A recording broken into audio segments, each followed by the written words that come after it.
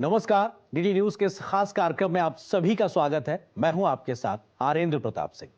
भारत रत्न अटल बिहारी वाजपेयी एक ऐसी शख्सियत जिसने अपनी सारी जिंदगी देश की सेवा में न्योछावर कर दी। एक ऐसा व्यक्तित्व जिसने अपने जीवन में कई भूमिकाएं निभाई, चाहे वो राजनेता की हो, प्रधानमंत्री की हो, पत्रकार या फिर एक कवि की हो। हर भूमिका और जिम्मेदारी को इतने शानदार तरीके से निभाया कि वो एक मिसाल बन गए। जिंदा दिल और संवेदनशील इंसान अटल बिहारी वाजपेयी का व्यक्तित्व जितना अनोखा था, अल्फाज उतने ही असरदार थे। दशकों तक भारतीय राजनीतिक पटल को अपनी ओजस्वी व्यक्तित्व से चमकाने वाले अटल बिहारी वाजपेयी की शख्सियत, अंदाजे बयां और देश प्रेम का जज्बा कभी भी खत्म नहीं हो सकता। अपनी अमिट पहचान के साथ वो हमेशा हर भारतवासी के दिलों पर राज करते रहेंगे। अनूठी शैली और विराट व्यक्तित्व के धनी अटल बिहारी वाजपेयी की जन्म शती पर देखिए उनके व्यक्तित्व के हर पहलू को समेटे हमारा यह विशेष कार्यक्रम।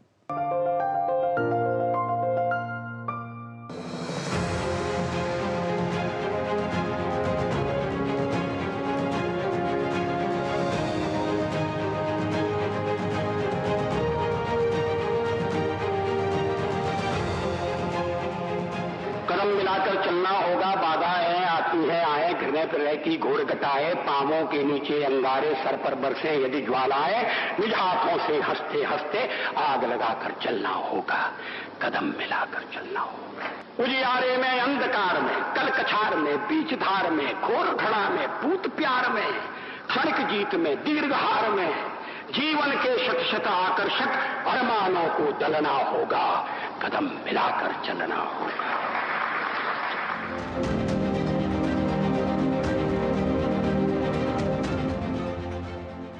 ये दूरदर्शी पंक्तियां इस बात की गवाह हैं कि इसके रचनाकार भारत रत्न और पूर्व प्रधानमंत्री अटल बिहारी वाजपेयी न सिर्फ एक महान राजनेता थे, बल्कि एक सामाजिक चिंतक, मानवता के पैरोकार और इंसानियत के पुजारी भी थे। एक नेता से बढ़कर बेहतर इंसान, कलम के जादूगर, अपनी बेबाक अंदाज के लिए मशहूर और हाजिर जवाबी में बेमिसाल अटल बिहारी वाजपेयी ने अपनी दूरदर्शिता और शब्दों के साथ भाषा पर बेजोड़ पकड़ की वजह से राजनीति, साहित्य और समाज के हर क्षेत्र में अमिट छाप छोड़ी। वाजपेयी ने अपनी जिंदगी में कई किरदार निभाए। बतौर प्रधानमंत्री धुर विरोधी भी उनके व्यक्तित्व के कायल थे। पत्रकार, कवि, राजनेता तो वो थे ही, लेकिन सबसे बढ़कर एक संजीदा और संवेदनशील इंसान थे। बातों की अदायगी ऐसी कि लोगों पर जादू सा असर डालती थी।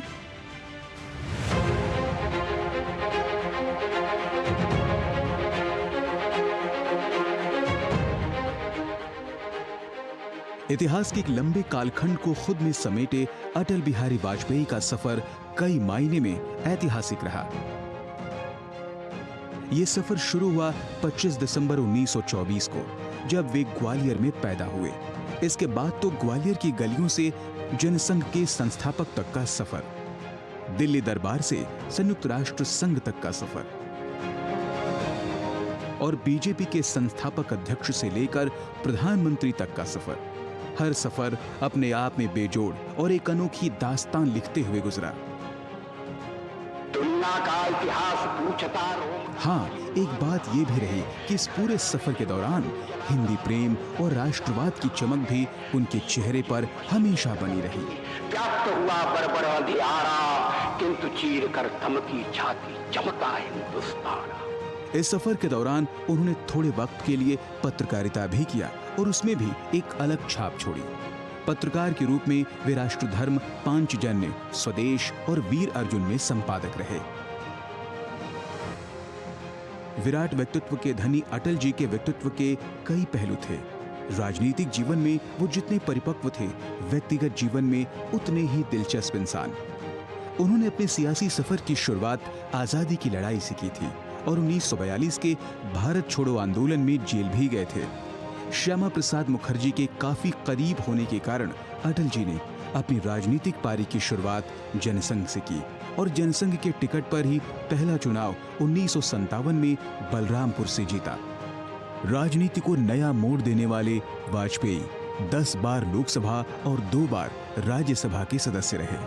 अपनी राजनीतिक समझ और प्रतिबद्धता की वजह से 1968 में वो जनसंघ के राष्ट्रीय अध्यक्ष बने और 1973 तक इस पद पर बने रहे। एक राजनेता के रूप में अटल जी के संसद का सफर जितना दिलचस्प है, उतनी ही जिज्ञासा से भरपूर। उनकी हाजिर जवाबी और वाणी की ऊंच पूरे दमखम के साथ संसद में गूंजी। अन्य दलों से चर्चा करूंगा। उनके कहे एक एक शब्द में उनके व्यक्तित्व का जादू झलकता था। भारत एक बहुदलीय लोकतंत्र है, हमें इस पर गर्व है और हम लोकतंत्र की इस विशेषता को वर्धमान करने के लिए कटिबद्ध हैं। उनकी भाषणों को सुनने के लिए हर कोई, चाहे वो आम आदमी हो या संसद के बड़े से बड़े सूरमा हो, सब इंतजार में रहते कि कब अटल जी बोलेंगे। रुक रुक कर, सोच समझकर, एक शब्द से दूसरे शब्द के बीच कहीं खोकर फिर वापस आकर ऐसा कुछ कह जाना कि हर कोई दंग रह जाए। ये कला वाजपेयी के अलावा किसी और के पास नहीं थी। ये उनकी वाग्मिता ही थी कि तत्कालीन प्रधानमंत्री जवाहरलाल नेहरू ने जब पहली बार संसद में बोलते हुए वाजपेयी को सुना था, तब कहा था कि इस लड़के के जिह्वा पर सरस्वती विराजमान है। वाजपेयी में देश के भविष्य को देखते हुए उनमें देश के प्रधानमंत्री बनने की क्षमता होने का ऐलान किया था और ऐसा हुआ भी। वाजपेयी ने एक बार नहीं, 3 बार प्रधानमंत्री के रूप में देश की सेवा की। संसद की दीवारें इस बात की गवाह हैं कि इंदिरा गांधी जब सदन में भाषण दिया करती थी तो अटल जी के पास आकर धीरे से पूछती थी कि पंडित जी, मैंने ठीक से तो बोला ना? जवाब में अटल जी मुस्कुरा देते थे। उनके आदर्श में हर विचारधारा के लोगों का सम्मान था, तभी तो कम्युनिस्ट, सोशलिस्ट, हर तरह के लोग उनके कायल थे। एक बार इंदिरा गांधी ने सदन में अटल जी की तरफ इशारा करते हुए कहा कि पंडित जी, आपकी पार्टी को तो मैं 5 मिनट में निपटा सकती हूँ। जवाब में अटल जी ने मुस्कुराकर कहा कि 5 मिनट में तो आप अपने बाल भी नहीं संवार सकती। धुर विरोधी होने के बावजूद अटल जी ने 1971 में बांग्लादेश पर इंदिरा गांधी के कदम को सराहा।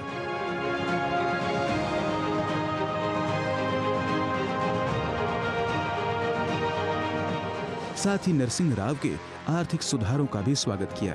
ऐसे थे अटल जी। वहीं इंदिरा गांधी द्वारा लगाए गए आपातकाल का जमकर विरोध भी किया।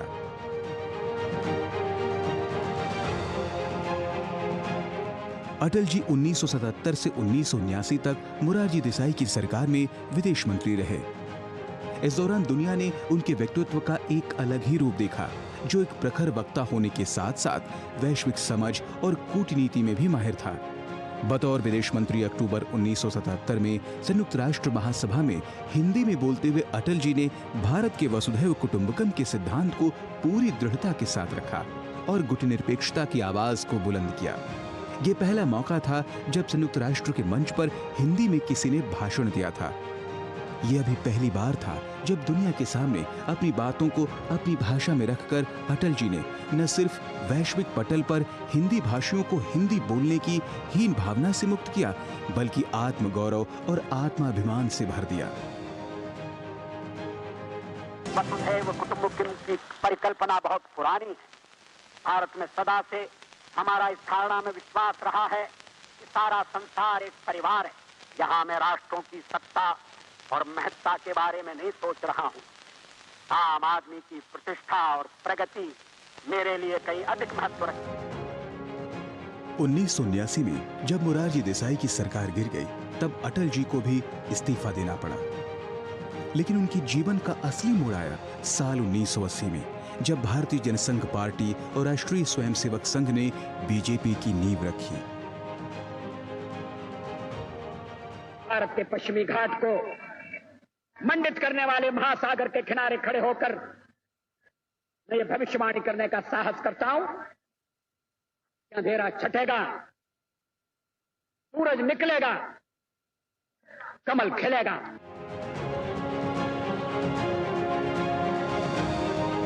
यहां से अटल जी को एक नई सियासी रफ्तार मिली, जिसकी पहली धमक 1996 के लोकसभा चुनाव में सुनाई दी, जब करीब 4 दशकों तक विपक्ष में रहने और जमीन पर कड़ी मेहनत करने के बाद वो पहली बार देश के प्रधानमंत्री बने।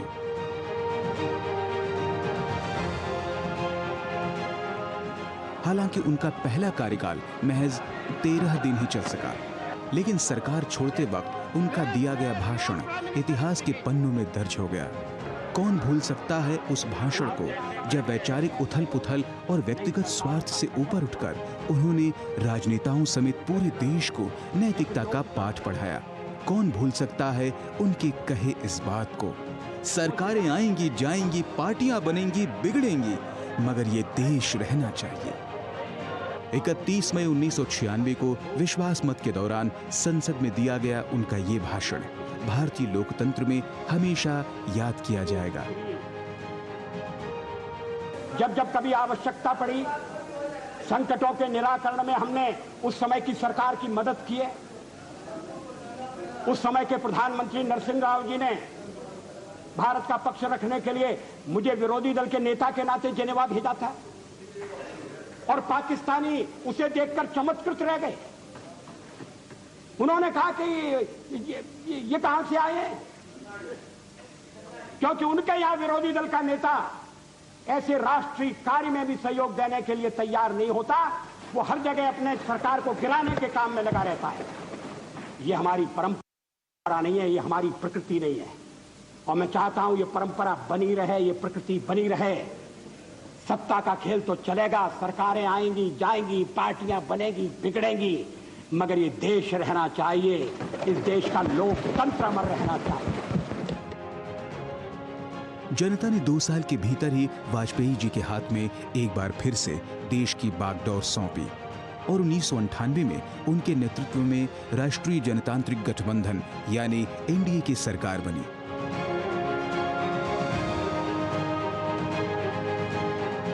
ये सरकार 13 महीने तक चली। प्रधानमंत्री के रूप में उनका दूसरा कार्यकाल कई मायने में ऐतिहासिक रहा। यूं तो भारत ने 1974 में ही पहला परमाणु शक्ति परीक्षण कर लिया था, लेकिन अंतर्राष्ट्रीय दबाव के कारण भारत अब भी परमाणु शक्ति के क्षेत्र में आत्मनिर्भर नहीं हो पाया था।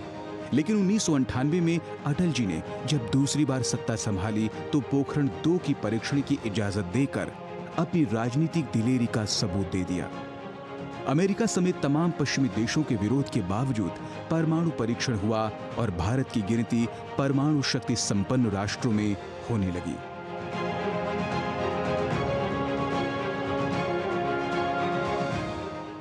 Today at 15:45 hours, India conducted 3 underground nuclear tests in the Pokhran range.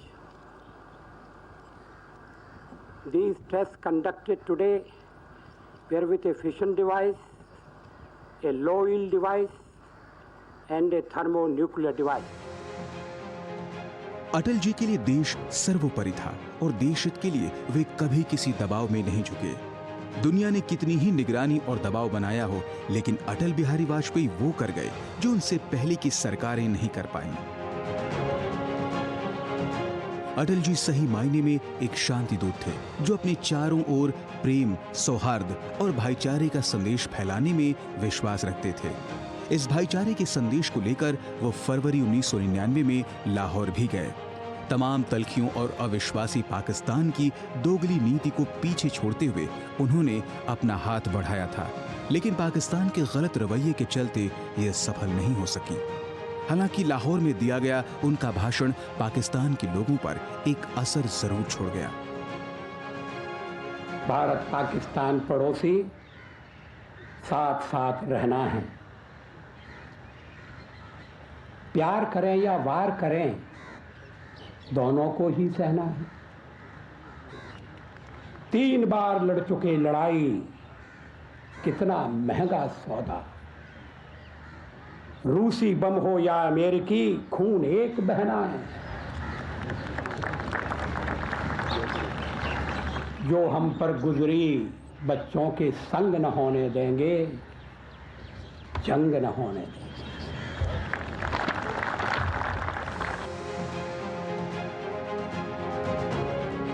Atal ji का दूसरा कार्यकाल भारत पाकिस्तान के बीच कारगिल युद्ध का गवाह भी बना।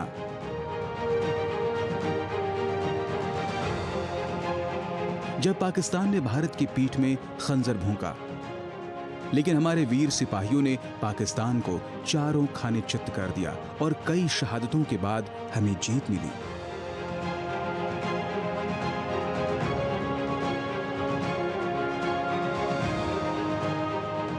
हम शांति चाहते हैं, ये तो दुनिया ने देखा। अब दुनिया ये देखेगी कि हम शांति की रक्षा के लिए और अपनी शक्ति का भी प्रदर्शन कर सकते हैं। लड़ाई के परिणाम के बारे में भी मेरे मन में कोई संदेह नहीं है। हमारी विजय निश्चित है और हम विजयी होकर दिखाएंगे। सिर्फ नाम के अटल नहीं थे वाजपेयी जी, बल्कि कर्म और विचार दोनों से भी अटल थे। तमाम उतार चढ़ाव और संकट के बीच भी आपसी प्रेम और भरोसे से उनका मन कभी नहीं डोला। जमहूरियत, इंसानियत और कश्मीरियत का दिया हुआ उनका नारा उनकी इसी नीति को दर्शाता है।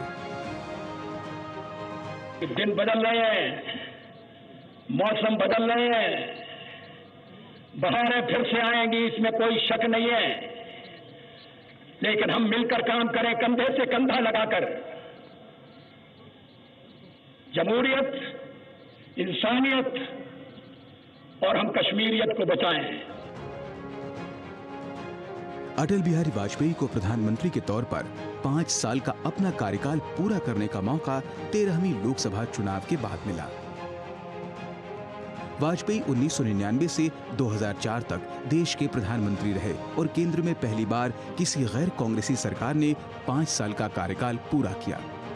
अटल जी अपने प्रधानमंत्रित्व कार्यकाल में स्वर्णिम चतुर्भुज योजना, दूरसंचार क्रांति, सर्व शिक्षा अभियान से लेकर संविधान समीक्षा आयोग के गठन जैसे अनेक ऐसे महत्वपूर्ण नीतियों को शुरू किया जिसका भारतीय समाज और राजनीति पर दूरगामी परिणाम देखने को मिला। देश बड़ा है, महान है, देश की संस्कृति है, पुरानी सभ्यता है, उत्पादन के साधन हैं। देश विकास के रास्ते पर तेजी से आगे बढ़ रहा है और इस समय यह स्वाभाविक है कि राजनीतिक ऊहापोह चले। तय करें किस रास्ते पर जाना है, कौन सा रास्ता सबसे अच्छा है। लेकिन कुछ तो बुनियादी बातें ऐसी होंगी जिन पर राय एक हो, कहीं न कहीं तो मतैक्य होगा। अगर नीति में नहीं तो शब्दों के प्रकटीकरण में, भाव में, भाषा में, शैली में। राजनीति अगर उनके व्यक्तित्व का एक पहलू था तो साहित्य और कविता से प्रेम दूसरा पहलू। कॉलेज जीवन से ही साहित्य से अगाध लगाव रखने वाले वाजपेयी ने अपनी कविताओं के जरिए युवाओं में देश प्रेम और अपार जोश का संचार किया। यही वजह थी कि एक तरफ एक राजनेता के तौर पर अपने भाषणों के लिए जितने सराहे गए, उतना ही प्यार उनकी कविताओं को भी मिला। उनकी कविताएं उनके व्यक्तित्व के पहचान के साथ ही भूत, भविष्य और वर्तमान के प्रति उनके नजरिए को भी प्रस्तुत करती हैं। उनकी कविता संग्रह मेरी 51 कविताएं के नाम से प्रकाशित हुई, जिसे साहित्य प्रेमी और युवा आज भी बेहद चाव से पढ़ते हैं। गीत नया गाता हूँ, टूटे हुए तारों से फूटे वासंती स्वर, पत्थर की छाती में उगाया नव अंकुर, झरे सब पीले पात, कोयल की कुहुक रात, प्राची में अरुणिमा की रेख देख पाता हूँ। गीत नया गाता हूँ कि टूटे हुए सपने की सुने कौन सिसकी, टूटे हुए सपने की सुने कौन सिसकी, अंतर को चीर व्यथा पलकों पर ठिठकी, हार नहीं मानूंगा, रार नहीं ठानूंगा, काल के कपाल पर लिखता मिटाता हूँ। गीत नया गाता हूँ, गीत नया गाता हूँ। मतांतर को स्वीकार्य और मनांतर को नकारने वाले अटल बिहारी वाजपेयी का संपूर्ण राजनीतिक जीवन बेदाग और साफ सुथरा रहा। अटल जी ने हर जिम्मेदारी को पूरी ईमानदारी से निभाया। कोमल हृदय के धनी वाजपेयी ने हर मौके पर राजनीतिक मजबूती का परिचय दिया। चाहे देश का मुद्दा हो या विदेशी सरोकार से संबंधित मामला, हर बार बड़ी ही बेबाकी और साफगोई से अपनी राय रखी। अपनी इन्हीं विशेषताओं की वजह से सभी दलों और समुदाय से ताउम्र उन्हें भरपूर सम्मान मिला।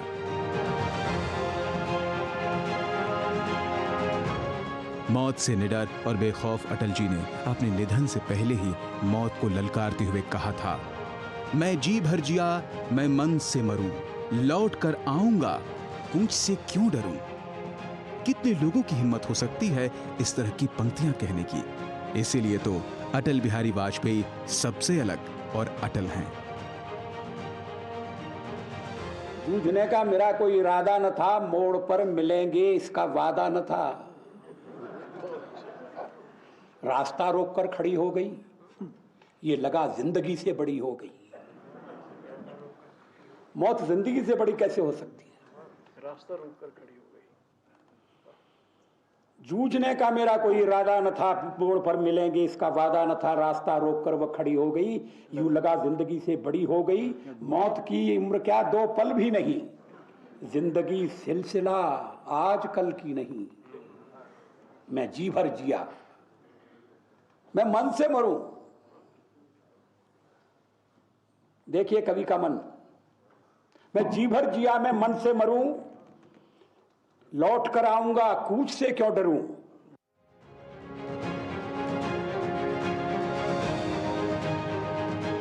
2015 में भारत रत्न से सम्मानित अटल जी 16 अगस्त 2018 को इस दुनिया से अलविदा हो गए।